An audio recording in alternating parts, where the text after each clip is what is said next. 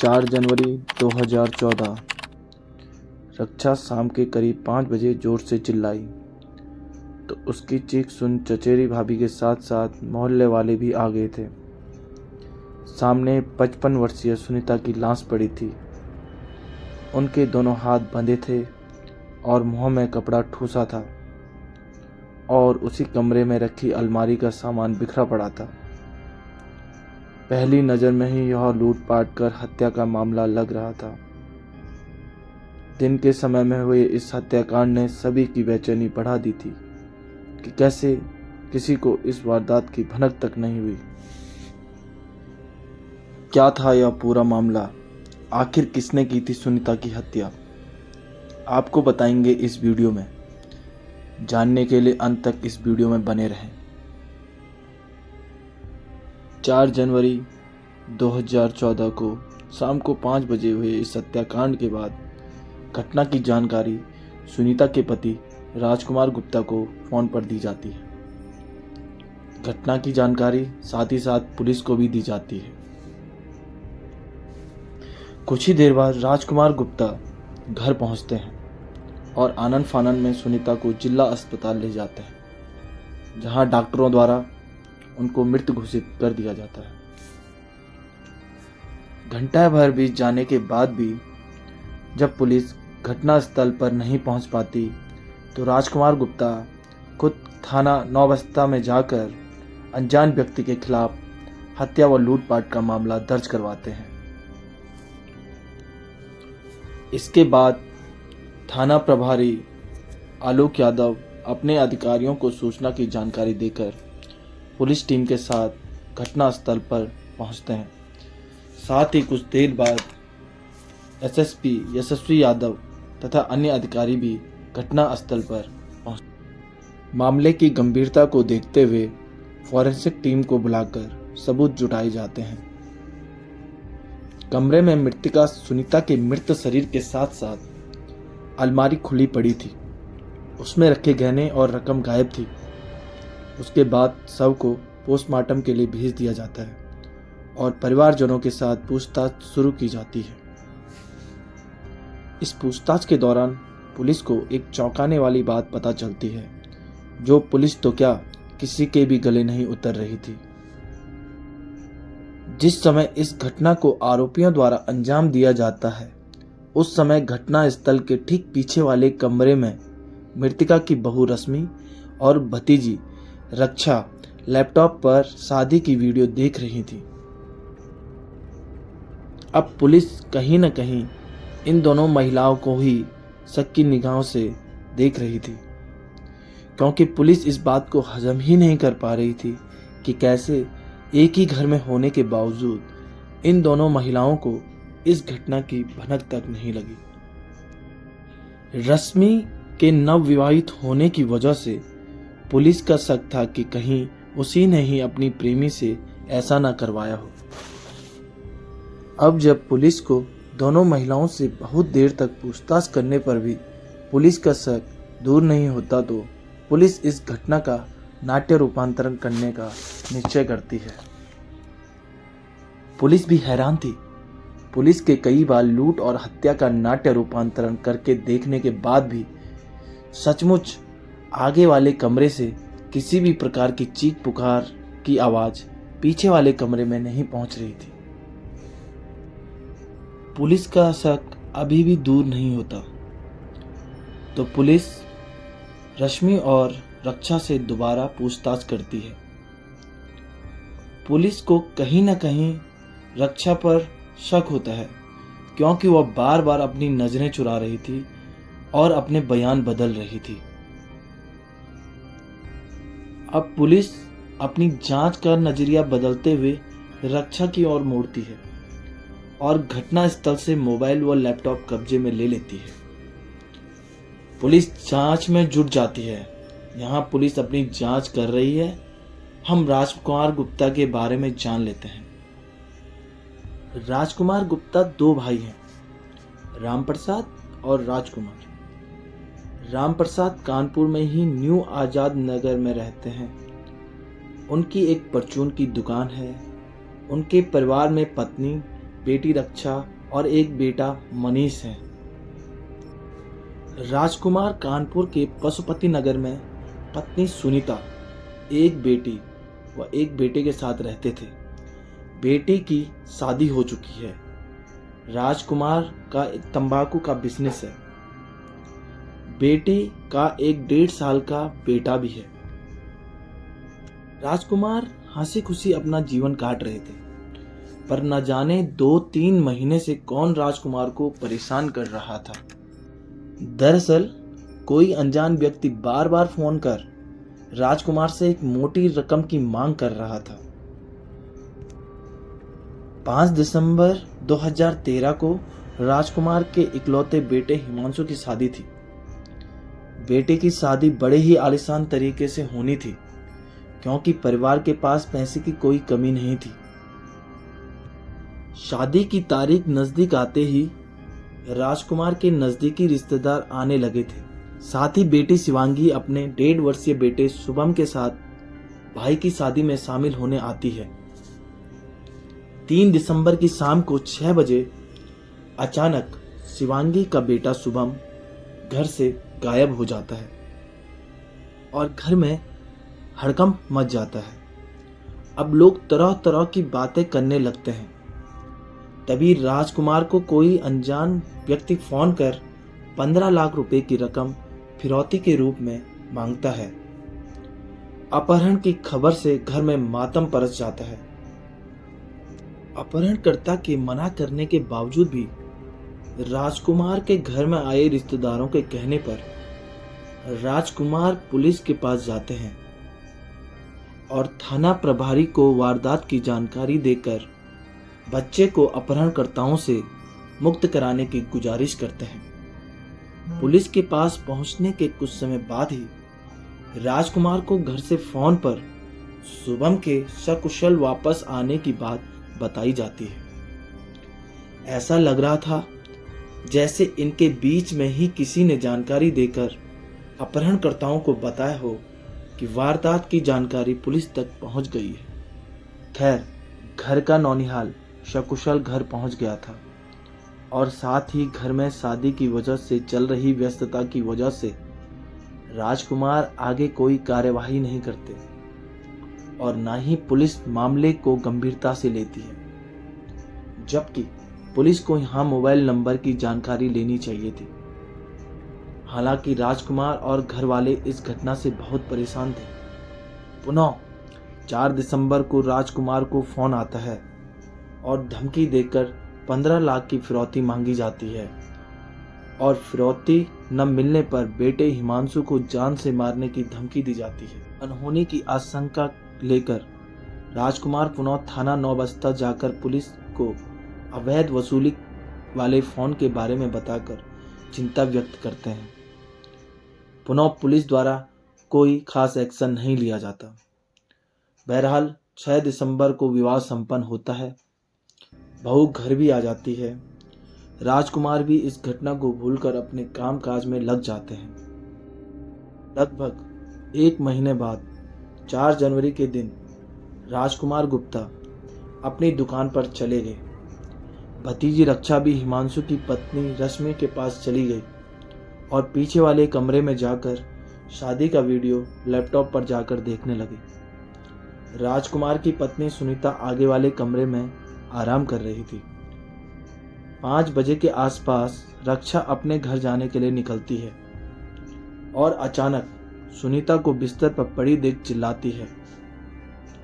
उसी की चीख सुनकर इस घटना के बारे में पता चलता है।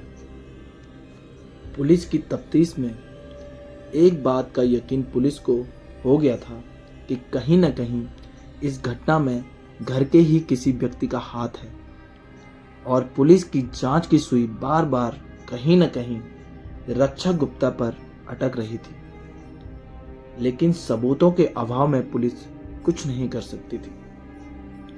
अब पुलिस रक्षा गुप्ता की जन्म कुंडली निकालने के लिए 4 अलग अलग टीमों का गठन करती है। पुलिस मृतिका, सुनीता, रश्मि और रक्षा के मोबाइल नंबर का कॉल डिटेल निकलवाती है। इनका अध्ययन कर पुलिस को एक चौंकाने वाली बात का पता चलता है। सुनीता व रश्मि का मोबाइल डिटेल तो लगभग सामान्य था, परंतु रक्षा के मोबाइल कॉल का डिटेल में पुलिस को एक नंबर ऐसा मिलता है जिस पर घटना के पहले से वह घटना के कई बार तक रक्षा का संपर्क बना हुआ था, लेकिन घटना के कुछ बाद से ही वह मोबाइल नंबर बंद था। इस जानकारी के बाद रक्षा पर पुलिस का शक और भी बढ़ जाता है। जांच में पता चलता है कि घटना वाले दिन के अलावा भी दोनों के बीच अक्सर एसएमएस में बात होती रहती थी। जब पुलिस इस नंबर के बारे में पता करती है तो यह नंबर सत्येंद्र यादव का था, जो रक्षा के ही मोहल्ले में रहने वाला था। अब रक्षा का मोबाइल इनबॉक्स देखा जाता है, जो बिल्कुल खाली था। साथ ही साथ पुलिस सत्येंद्र का मोबाइल जांचती है तो उसका भी इनबॉक्स खाली मिलता है। इन दोनों ने सारे मैसेज डिलीट कर दिए थे। शायद इन दोनों को पता नहीं था कि पुलिस अगर चाहे तो इन दोनों के मैसेज रिकवर भी कर सकती है। चाचा राजकुमार के घर हुई हत्या व लूटपाट की सारी वारदात को अंजाम भतीजी रक्षा के द्वारा ही दिया गया था। मैसेज पुलिस द्वारा रिकवर करे जाते हैं वह इस प्रकार थे। रक्षा, चाची घर पर है, अभी मत आना। सत्येंद्र, चाची है तो क्या हुआ, मैं आ रहा हूँ। सत्येंद्र अगला मैसेज लिखता है, मैं घर के नज़दीक हूँ, गेट खुला है या नहीं। रक्षा लिखती है, गेट बंद है लेकिन अंदर से लॉक नहीं है। सत्येंद्र फिर लिखता है, मैं घर के अंदर हूँ, तुम अपनी भाभी को संभालना। रक्षा लिखती है, ठीक है, गुड लक, ओके। इसके बाद सत्येंद्र करीब 5 बजे रक्षा को मैसेज करता है, काम हो गया है, मैं जा रहा हूँ। रक्षा मैसेज करती है, ओके। घटना के तुरंत बाद जब जांच शुरू होती है तो रक्षा और सत्येंद्र आपस में मैसेज करते हैं, कहीं हम फंस न जाएं। सत्येंद्र तसल्ली देते हुए कहता है, सोने वाला जाग कर गवाही नहीं देगा, परेशान मत हो। अब रक्षा का सत्येंद्र को आखिरी मैसेज था, जांच शुरू आगे बढ़ गई है। एक मोटा दारोगा मुझे घूर रहा था, लगता है उसे मुझ पर शक हो गया है। इस पर सत्येंद्र मैसेज लिखता है कि तुम मोबाइल के इनबॉक्स से सारे मैसेज डिलीट कर दो, उसके बाद कुछ नहीं होगा और मैं भी पुलिस के बारे में पता करता रहूंगा। अब पुलिस को ऐसे सबूत हाथ लग गए थे जिसके बाद पुलिस 6 जनवरी 2014 को ही घटना के दूसरे दिन रक्षा को उसके घर से हिरासत में ले लेती है। पहले तो रक्षा अपना और सत्येंद्र का हाथ इस घटना में होने से साफ साफ इनकार करती है, पर जब पुलिस लैपटॉप की स्क्रीन पर रक्षा को उसके और सत्येंद्र के मैसेज बताती है तो उसके पैरों तले जमीन खिसक जाती है। अब जब रक्षा के पास सच छुपाने की कोई भी वजह नहीं बचती तो वह पुलिस को सब कुछ सच सच बता देती है। रक्षा बताती है, मेरे पिता की एक छोटी सी परचून की दुकान है, उससे बस किसी तरह परिवार का गुजर बसर ही होता है। घर की माली हालत कुछ ठीक नहीं थी। इसके बावजूद रक्षा के पिता उसे पढ़ाना चाहते थे और रक्षा पढ़ाई में बहुत ही होशियार थी। करीब 2 साल पहले वह अपनी एक सहेली के यहाँ सत्येंद्र से मिली और पहली नज़र में सत्येंद्र और रक्षा एक दूसरे को दिल दे बैठे। अब दोनों अक्सर चोरी छिपे एक दूसरे से मिलने लगे। जैसे जैसे दोनों का प्यार परवान चढ़ता गया, दोनों एक दूसरे के साथ जीने मरने की कसम खाने लगे। दोनों घंटों तक एक दूसरे से बात करते, पर प्यार कहाँ छुपने वाला था। मोहल्ले में इन दोनों की मुलाकातों और प्यार के चर्चे चलने लगे थे। साथ ही साथ अब दोनों की प्यार के चर्चे रक्षा के पिता राम प्रसाद के कानों तक भी आ पहुंचे।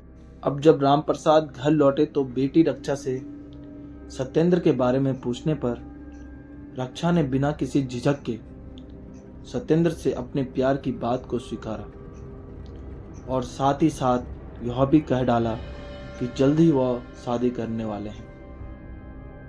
क्योंकि सत्येंद्र दूसरी जाति का था तो पिता राम प्रसाद हक्के बक्के रह गए और साथ ही साथ वे चिंतित मन से अपने छोटे भाई राजकुमार के घर जाकर पूरी बात छोटे भाई को बता देते हैं। गैर जाति के लड़के से विवाह की बात सुनकर राजकुमार और सुनीता इस बात का बहुत विरोध करते हैं। घर की इज्जत मिट्टी में मिलता देख रक्षा के चाचा राजकुमार अपने बड़े भाई राम प्रसाद को लखनऊ के एक लड़के का पता देकर कहते हैं कि वहां जाकर शादी तय कीजिए। राम प्रसाद की माली हालत ठीक नहीं थी। कुमार एकाएक बेटी की शादी का खर्च नहीं उठा सकता था, तो छोटा भाई राजकुमार और सुनीता विवाह के खर्च उठाने का आश्वासन राजकुमार को दे देते हैं। राम प्रसाद लखनऊ जाकर शादी तय करा जाते हैं और साथ ही साथ 24 फरवरी 2014 का दिन विवाह के लिए निश्चित भी किया जा चुका। जब यह बात रक्षा को पता चलती है, वह तिलमिला उठती है। उसने पिता से एक बार फिर सत्येंद्र से विवाह की बात छेड़ी, लेकिन राम प्रसाद गैर जाति के लड़के से उसका विवाह हरगिज नहीं करना चाहते थे। रक्षा पर पाबंदियां भी लग गई थी, पर फिर भी वह सत्येंद्र से मिलकर उसे बार बार विवाह के लिए बोलती है। सत्येंद्र भी अब रक्षा के बिना नहीं रहना चाहता था। अब रक्षा और सत्येंद्र ने मामले की गंभीरता को देखते हुए भागकर शादी करने का निश्चय कर लिया, पर न ही सत्येंद्र का परिवार संपन्न था और न ही रक्षा का। वे अनजान शहर में किस तरह अपना गुजर बसर करेंगे, यह चिंता दोनों को सताने लगी थी। अब रक्षा के दिमाग में आया कि चाचा तो बहुत धनवान है और घर में लगभग 20 से 30 लाख रुपए ऐसे ही पड़े रहते हैं, और अगर किसी तरह वह पैसा हाथ लग जाए तो वह दोनों अपनी दुनिया आराम से अलग से बसा सकते हैं। सत्येंद्र ने भी इस बात पर हामी भरी तो वह दोनों किसी तरह पैसे उड़ाने की योजना बनाने लगे। अब जब हिमांशु की शादी में सत्येंद्र द्वारा फिरौती की रकम मांगने पर भी अपनी बात न बनते देख दोनों के हौसले पस्त हो गए थे। रक्षा ने ही सत्येंद्र को यह जानकारी दी थी कि राजकुमार शुभम की अपहरण की खबर लेकर पुलिस के पास पहुंच गए हैं। रक्षा ने ही पुलिस के डर से सत्येंद्र को शुभम को वापस छोड़ने को कहा था। अपहरण और फिरौती के रास्ते से अपनी दाल न गलते देख दोनों की पीड़ा व बेचैनी बढ़ने लगी थी। जब दोनों को लगा कि ऐसे नकदी उनके हाथ नहीं लगेगी, तो दोनों ने लूट की योजना बनानी शुरू कर दी। योजना के अनुसार हत्या व लूटपाट वाले दिन रक्षा भाभी रश्मि के साथ अंदर के कमरे में विवाह का वीडियो देखने के बहाने अपनी भाभी रश्मि को उलझा कर रखेगी, और उसने लैपटॉप की आवाज को फुल वॉल्यूम पर कर दिया था, और साथ ही साथ वह घर की जानकारी भी सत्येंद्र को देती रहेगी। फिर 5 बजे योजना के अनुसार सत्येंद्र के मैसेज के बाद वह बाहर आकर चिल्लाती है और खुद घटना की जानकारी आसपास के लोगों को देती है, जिससे उस पर कोई शक न करे। रक्षा की दी गई सूचना की तर्ज पर पुलिस सत्येंद्र को हिरासत में ले लेती है। पूछताछ में सत्येंद्र ने बताया कि उसने इस वारदात को अपने 2 दोस्तों विवेक और मनोज के साथ अंजाम दिया था। सत्येंद्र ने यह बताया कि वह कोयला नगर निवासी अमर सिंह यादव का पुत्र है। उसके पिता पीएसी में सिपाही हैं जो इलाहाबाद में तैनात हैं। वह अभी बीएससी कर नौकरी की तलाश कर रहा था। उसने अभी पुलिस भर्ती की परीक्षा भी दे रखी थी और परीक्षा के परिणाम का इंतजार कर रहा था। साथ सत्येंद्र ने रोते हुए यह भी बताया कि किस तरह से उसने अपने भविष्य को ही नहीं, अपनी जिंदगी को भी प्यार के चक्कर में दांव पर लगा दिया है। वह पता है कि वह सिर्फ लूट के लिए ही घर में गया था। इसके लिए उसने पहले विवेक और मनोज को भेजा। दोनों ने अंदर जाकर सुनीता को बंधक बना लिया और मुंह पर कपड़ा ठूस लिया, जिससे वो चिल्ला न सके। फिर लूट की घटना को अंजाम देने के बाद उनको मजबूरन सुनीता की हत्या करनी पड़ी, क्योंकि सुनीता उनको अच्छे से पहचानती थी। विवेक 12वीं में पढ़ता था। वह सत्येंद्र का एक अच्छा दोस्त था। सत्येंद्र ने उससे पैसों का लालच देकर हत्या में शामिल किया था। सत्येंद्र व विवेक की निशानदेही पर पुलिस ने 16,000 नगद, 12 लाख के गहने और 2 मोबाइल फ़ोन बरामद किए थे। मामले के बाद 7 जनवरी को तीनों को अदालत में पेश किया जाता है, जहां उन्हें सुनवाई के बाद जेल भेज दिया गया। तो दोस्तों, आज की क्राइम फाइल में बस इतना ही। कहानी अच्छी लगी तो लाइक करें और साथ ही साथ हमारे चैनल क्राइम फाइल को सब्सक्राइब करें और अपने दोस्तों के साथ शेयर करें। नमस्कार।